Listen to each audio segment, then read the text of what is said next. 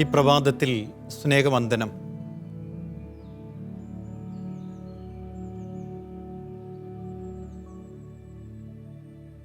ഈ ലോകത്തിലെ ഏറ്റവും മനോഹരമായ പദം സൗഹൃദമാണെന്ന് നമുക്ക് പറയാൻ പറ്റും. ലോകത്തെ അത്രമാത്രം സ്നേഹിച്ചതുകൊണ്ട് ലോകത്തെ അത്രമാത്രം തൻ്റെ സൗഹൃദ വലയത്തിൽ ചേർക്കാൻ ആഗ്രഹിച്ചതുകൊണ്ട് സർവശക്തനായ ദൈവം തൻ്റെ പുത്രനെ ലോകത്തിലേക്ക് അയച്ചു.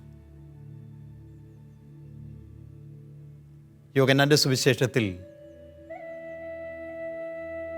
3-ാം അധ്യായത്തിൽ 16-ാം തിരുവചനത്തിൽ നമ്മളത് കാണും. എന്തെന്നാൽ തന്നിൽ വിശ്വസിക്കുന്നവനും നശിച്ചു പോകാതെ നിത്യജീവനിൽ ആയിരിക്കാൻ തൻ്റെ ഏകജാതനെ പോലും നൽകിക്കൊണ്ട് അവൻ ലോകത്തെ അത്രമാത്രം സ്നേഹിച്ചു.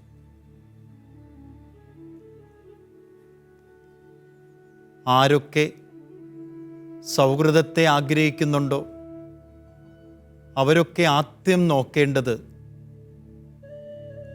ക്രിസ്തുവിനെയാണ്.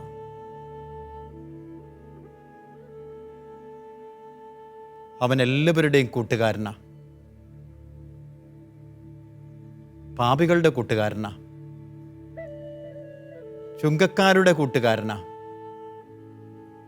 ഒറ്റപ്പെട്ടു പോയവരുടെ കൂട്ടുകാരനാ, ചില നാണം കെട്ടവരുടെയും കൂട്ടുകാരനാ, ആർക്കും വേണ്ടാതെ തള്ളപ്പെട്ടവരുടെയും കൂട്ടുകാരനാ. ഈ കൂട്ടുകാരനെ ജീവിതത്തിൻ്റെ ഭാഗമാക്കുമ്പോൾ അവൻ്റെ ഗന്ധം നമുക്കുണ്ടാവും. നമ്മുടെ കൂട്ടുകാരൻ നമ്മളിങ്ങനെ കെട്ടിപ്പിടിക്കാറില്ലേ? കുറേ നേരം ഇങ്ങനെ കെട്ടിപ്പിടിച്ച് കഴിയുമ്പോൾ ആ കൂട്ടുകാരുടെ ഗന്ധം നമ്മുടെ ഗന്ധമായിട്ട് മാറും.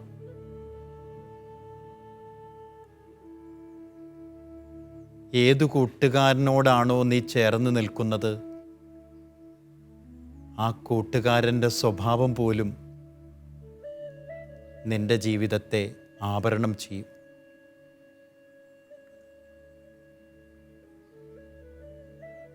കൂട്ടുകാരിൽ പ്രധാനി ആരാണോ അവനായിരിക്കും ജീവിതത്തെ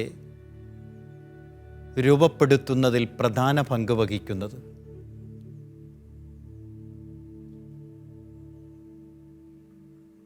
നാം എല്ലാവരും ക്രിസ്തുവിൻ്റെ കൂട്ടുകാരാകാൻ ക്ഷണിക്കപ്പെട്ടിരിക്കുക.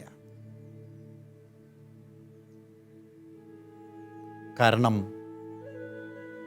ആ കൂട്ടുകാരൻ നമുക്ക് വേണ്ടി മരിക്കാൻ തയ്യാറാകുന്നവനാണ്. ആ കൂട്ടുകാരൻ നമുക്ക് വേണ്ടി മരിച്ച് ഉത്ഥിതനാകുന്നവനാണ്. ആ കൂട്ടുകാരൻ എന്നും നമ്മോടൊപ്പമുള്ളവനാണ്. നമ്മുടെ സൗന്ദര്യത്തിലും സൗരഭ്യത്തിലും കൂടെ നിൽക്കും. നമ്മുടെ വൈരൂപ്യത്തിലും നമ്മുടെ ദുർഗന്ധത്തിലും കൂടെ നിൽക്കും. ഒരിക്കലും ഉപേക്ഷിച്ചു പോകാത്ത ആ സുഹൃത്തിനെ നമ്മുടെ സൗഹൃദ വലയത്തിൽ ചേർത്ത് നിർത്താം.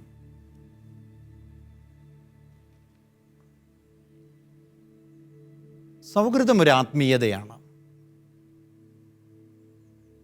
സുവിശേഷത്തിൻ്റെ ഇതളുകൾ മറിച്ചു നോക്കുമ്പോൾ നാം കാണും അവൻ 72 പേരെ തിരഞ്ഞെടുത്തു.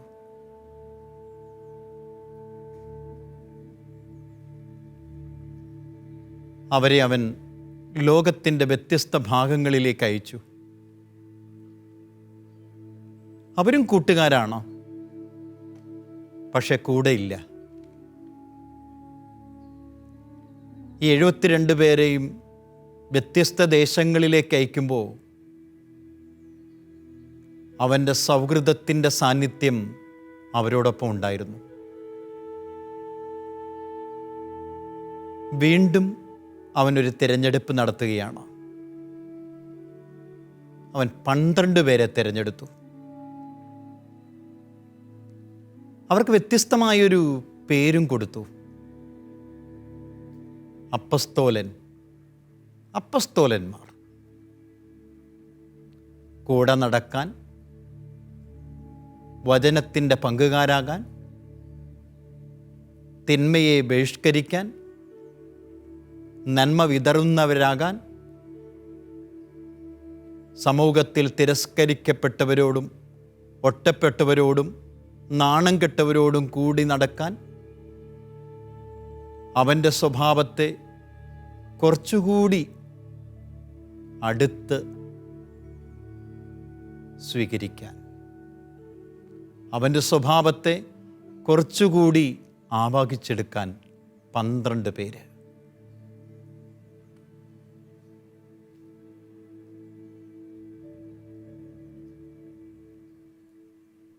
വീണ്ടും അവനൊരു തിരഞ്ഞെടുപ്പ് നടത്തി. ഈ 12 പേരിൽ നിന്ന് 3 പേര്, പത്രോസ്, യാക്കോബ്, യോഹന്നാൻ.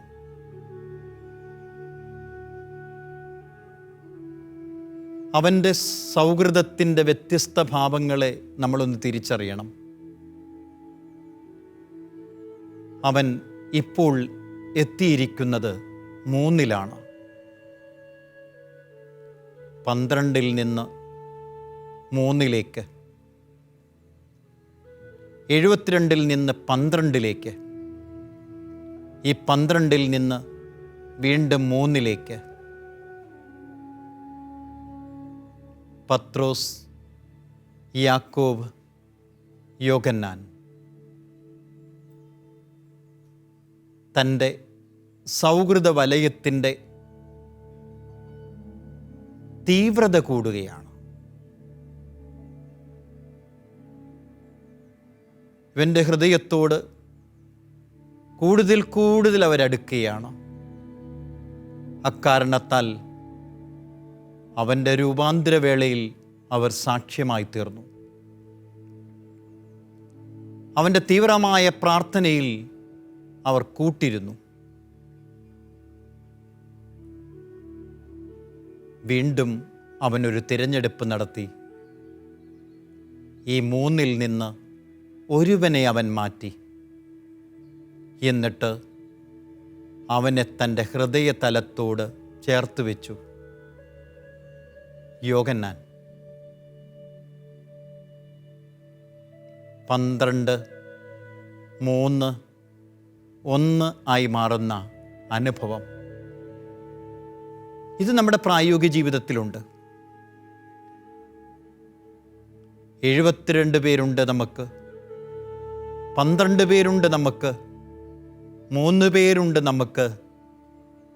വീണ്ടും ജീവിതത്തിൻ്റെ സത്താപരമായിട്ടുള്ള വ്യതിയാനങ്ങളെപ്പോലും തിരിച്ചറിയത്തക്ക വിധം സൗഹൃദത്തിൻ്റെ ആഴങ്ങളിലേക്ക് പോകുന്ന വ്യക്തികളുമുണ്ട്.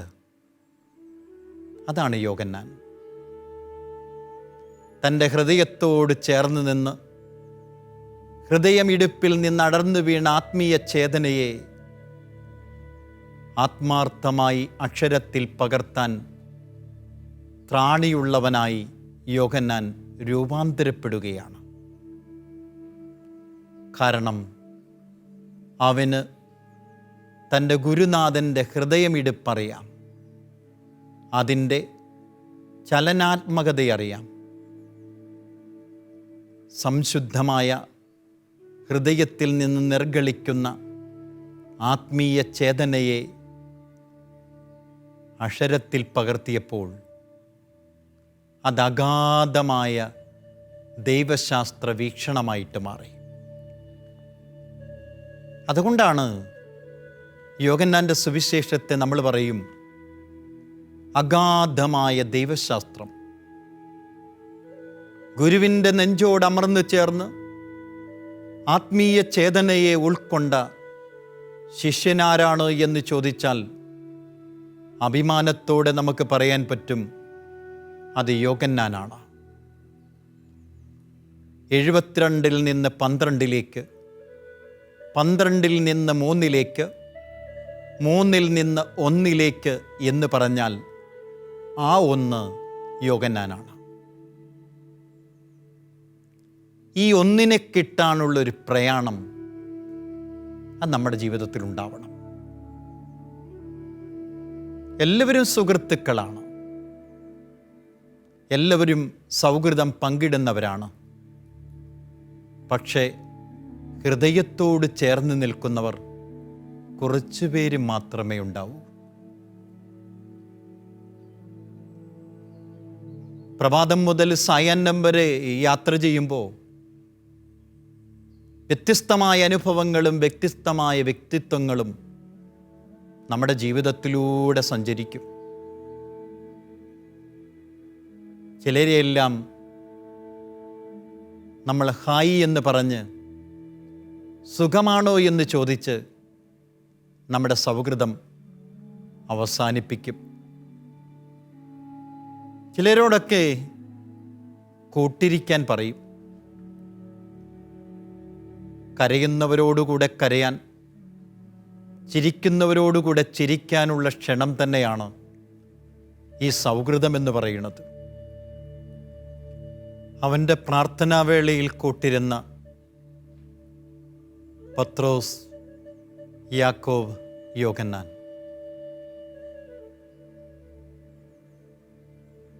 ഇത് നമ്മുടെ ജീവിതത്തിലെ ചില വ്യക്തികളെ പ്രതിനിധാനം ചെയ്യുന്നുണ്ട്. നമ്മുടെ ജീവിതത്തിൽ ഈ പത്രോസും യാക്കോവും യോഹന്നാനും ആരാണ്?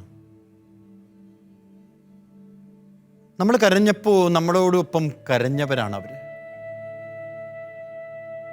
നമ്മൾ ചിരിച്ചപ്പോൾ നമ്മളോടൊപ്പം ചിരിച്ചവരാണ് അവർ. അവരെ നമുക്ക് മറക്കാൻ പറ്റില്ല. യഥാർത്ഥമായ സൗഹൃദത്തിൽ ഇതുണ്ട്.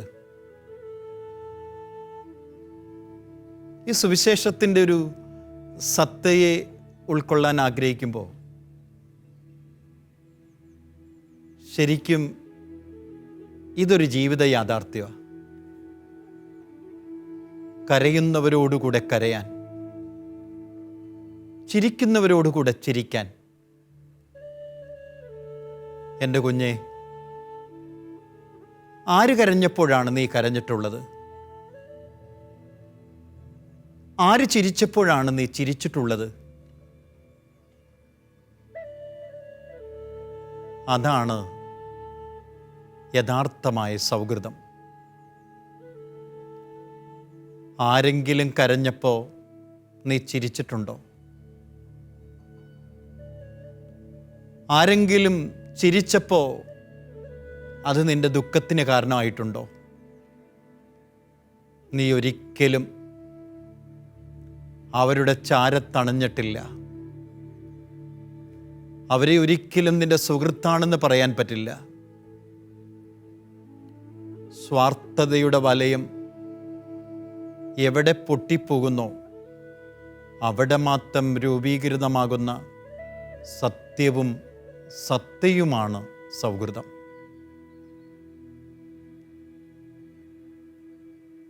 അവിടെ മറകളില്ല. എവിടെ മറകൾ ഉണ്ടാകുന്നോ അവിടെ സൗഹൃദം എന്ന് പറയുന്നത് അജ്ഞാതമാണ്.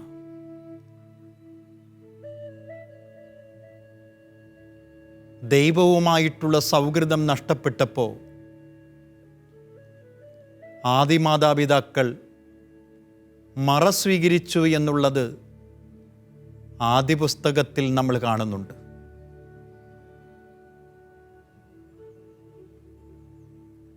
മറയാനും മറയ്ക്കപ്പെടാനും ആഗ്രഹിക്കുന്നിടത്ത് സൗഹൃദമില്ല. അതിനാൽ ക്രിസ്തു പറയുകയാണ്, മക്കളെ, ഇനിയൊരിക്കലും ഞാൻ നിങ്ങളെ ദാസന്മാരെന്ന് വിളിക്കില്ല, സ്നേഹിതന്മാരെ എന്നേ വിളിക്കൂ. നിങ്ങളൊരിക്കലും ദാസരല്ല. യജമാനൻ ചെയ്യുന്നത് ദാസൻ അറിയുകയില്ല.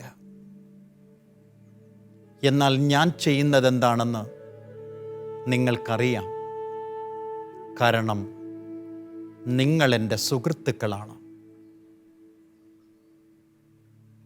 പിതാവിൽ നിന്ന് കേട്ടതെല്ലാം ഞാൻ നിങ്ങളെ അറിയിച്ചു. നിങ്ങൾ എന്നെ അറിഞ്ഞു, ഞാൻ നിങ്ങളെ അറിഞ്ഞു. ഇനി നമ്മുടെ ഇടങ്ങളിൽ അകലങ്ങളില്ല. നിങ്ങൾക്കെന്നെ അറിയാം, എനിക്ക് നിങ്ങളെ അറിയാം.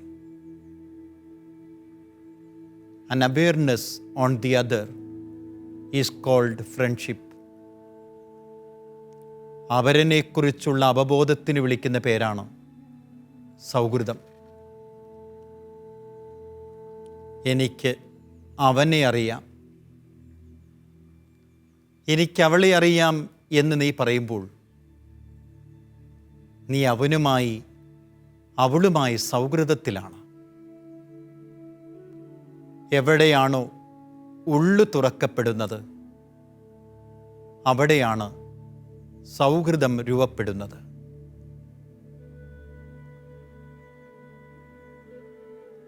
സൗഹൃദങ്ങൾക്കിടയിൽ അകലങ്ങളില്ല.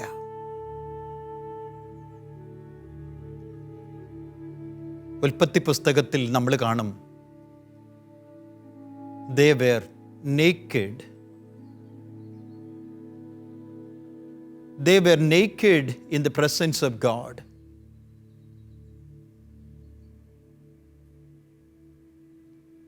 അവർ നഗ്നരായിരുന്നു എന്ന് പറഞ്ഞാൽ അവർ വസ്ത്രരഹിതരായിരുന്നു എന്നല്ല. അതിനഗാധമായൊരു അർത്ഥതലമുണ്ട്. സുതാര്യതയുടെ, തുറവിയുടെ ജീവിതമാണത്. I was so naked before my partner. ഞാൻ എൻ്റെ ജീവിത പങ്കാളിയുടെ മുമ്പിൽ അത്രമാത്രം നേക്കഡായിരുന്നു എന്ന് പറഞ്ഞാൽ അതിൻ്റെ അർത്ഥം വസ്ത്രമില്ലാതെ നിന്നുവെന്നല്ല, തുറവിയോടുകൂടിയായിരുന്നു എന്നാണ്. I was so naked before my friend. എൻ്റെ സുഹൃത്തിൻ്റെ മുമ്പിൽ ഞാൻ അത്രമാത്രം സുതാര്യതയുള്ളവനായിരുന്നു എന്നാണ്. ഈ തിരിച്ചറിവിന് മാത്രമേ നല്ല സൗഹൃദത്തെ പടുത്തുയർത്താൻ പറ്റൂ. ക്രിസ്തുവിൽ രൂപീകൃതമായ സൗഹൃദം ഇതുതന്നെയാണ് നമ്മളെ പഠിപ്പിക്കുന്നത്. മനസ്സ്, ശരീരം, വിചാരം, വികാരം, ജീവിത വ്യാപാരം ഇവയെല്ലാം സൗഹൃദത്തിൽ രൂപപ്പെടണം. അവനെ അനുധാവനം ചെയ്യുന്ന എനിക്ക്, അവനെ സുഹൃത്തായി സ്വീകരിക്കുന്ന എനിക്ക് അവൻ്റെ ഗന്ധമുണ്ടാവണം. അവൻ്റെ ഗന്ധം എന്നിലൂടെ പ്രസരിക്കണം.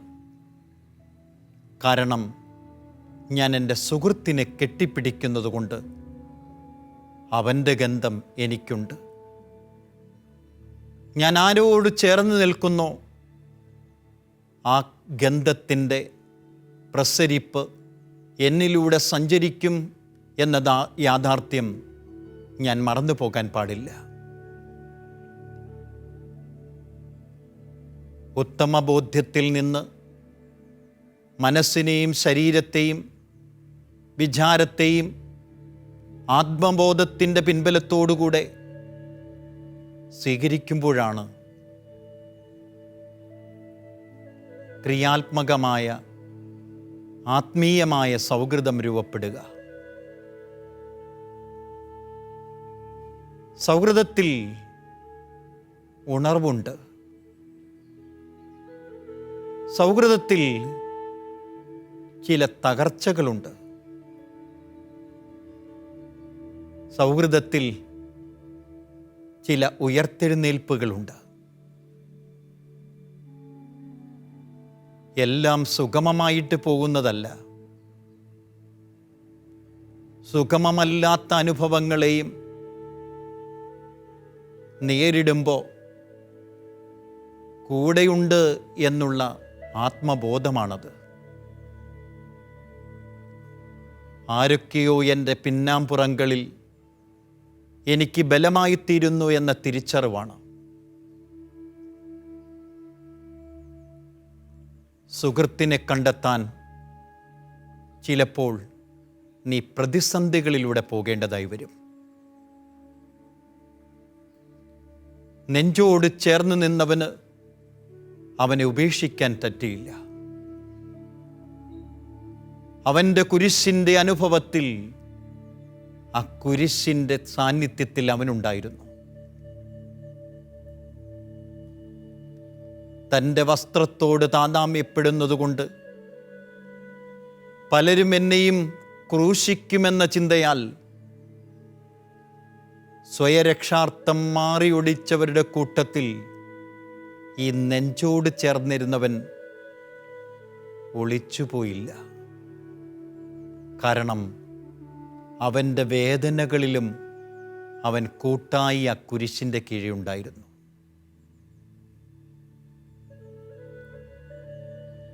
അവൻ സ്വന്തം അമ്മയുടെ സംരക്ഷകനായി തീരുന്നത് ഈ കുരിശിൻ്റെ ചുവട്ടിൽ നിന്നാണ്.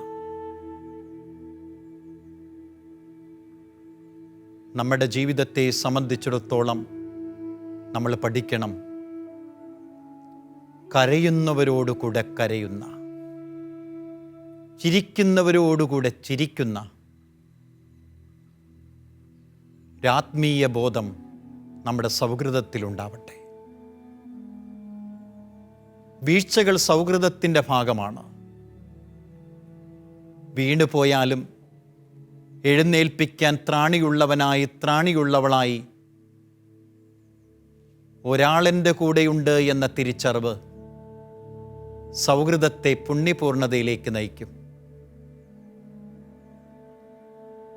ചില പിഴവുകൾ പോലും പക്വതയ്ക്ക് കാരണമാകും. നിന്റെ തോളോടൊരുമി നടക്കുന്ന നിന്റെ സുഹൃത്ത് അത് ക്രിസ്തുവായിട്ട് മാറട്ടെ. അവൻ മുമ്പിൽ പോകുന്നവനല്ല,